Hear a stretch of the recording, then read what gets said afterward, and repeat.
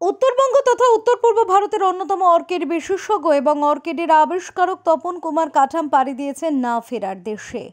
জলপাইগুড়ি জেলার ক্রান্তি ব্লকের কাঠামবাড়িতে তিনি প্রয়াত হয়েছেন বলে সোমবার পারিবারিক সূত্রে জানানো হয়েছে। উল্লেখ্য, শৈশব থেকেই বনে জঙ্গলে ঘুরে বেড়াতেন তিনি।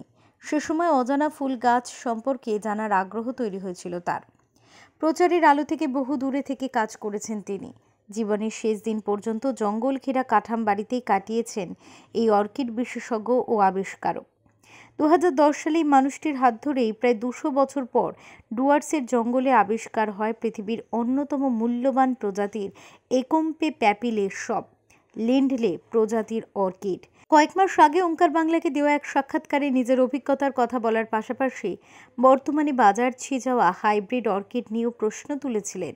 লিখেছেন, orchid the bio indicator of Dooars নামক একটি বই, যার প্রকাশনার পর্যায়ে রয়েছে। তবে সেই বই প্রকাশ পাওয়ার আগেই চিরঘুমের দেশে চলে গেলেন অর্কিড ম্যান।